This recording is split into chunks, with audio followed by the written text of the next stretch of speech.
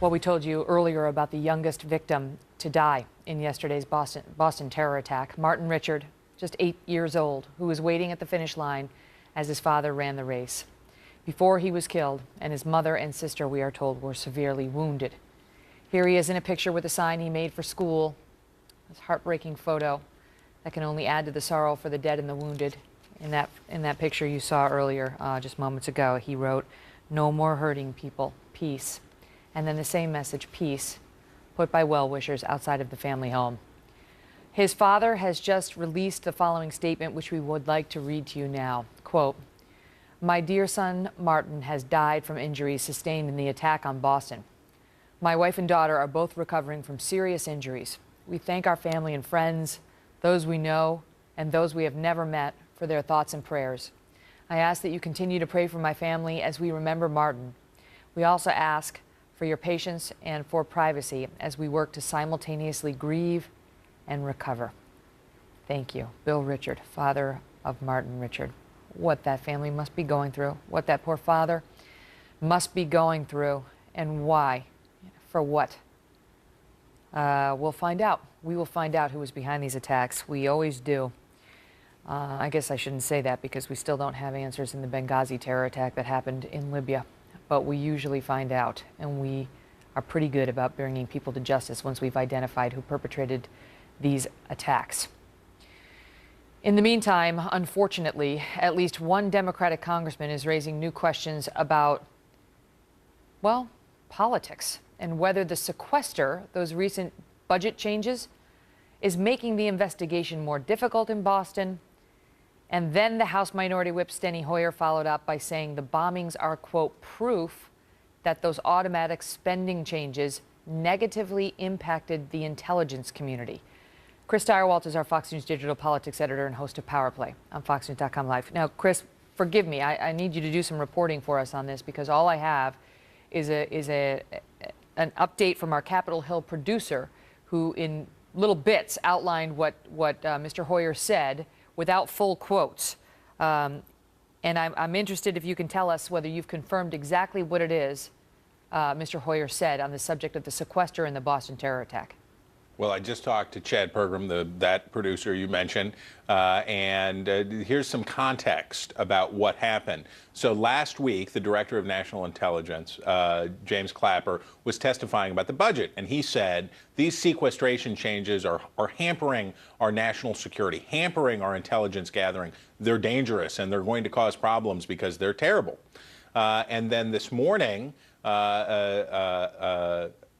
Xavier Becerra, a Democrat, spoke and said, look, in Boston, they're having all of these problems because of the sequestration. They can't get the police officers. There's not enough money. Children may lose vaccines as they shift money away from programs in Boston to shore up the police.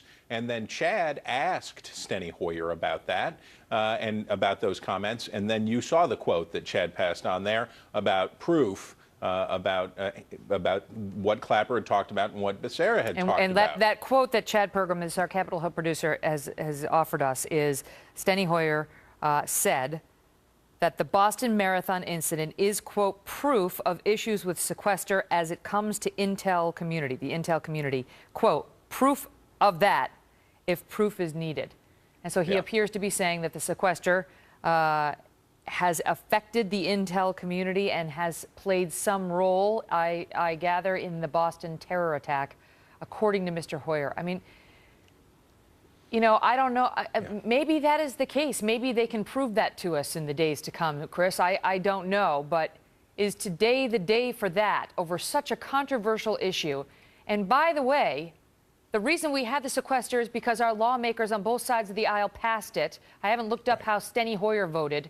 But this is a bipartisan doing that the president signed into law. And is this any time to be pointing the fingers on something like that?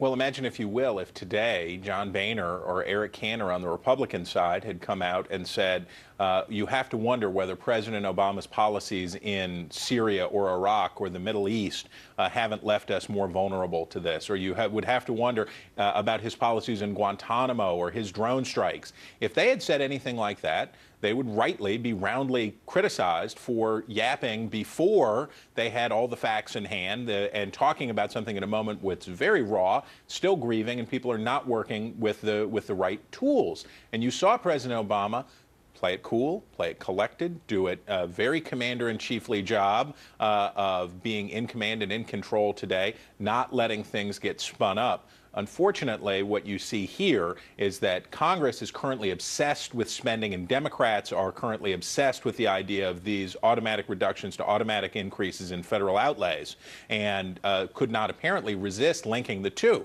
And one other thing, if I may, which is that for Mr. Clapper, if the president really thought, if the belief in the administration really was that this was jeopardizing our national security and we were missing intelligence that might protect us from something like this incident in Boston, the president had the wherewithal not to sign this, and he had the wherewithal as commander-in-chief not to do this. So if there are fingers being pointed here, eventually they start pointing up the other way on Pennsylvania Avenue to the president. I mean, we've talked about this before, about how it's like there's no waiting period anymore. There's no mourning period. There used to be, I mean, the president said yesterday that today there are no Democrats, there are no Republicans, we're just Americans. And then, here we are not 24 hours later, back to politics and sequester debates. All right, Chris, thank you. You bet.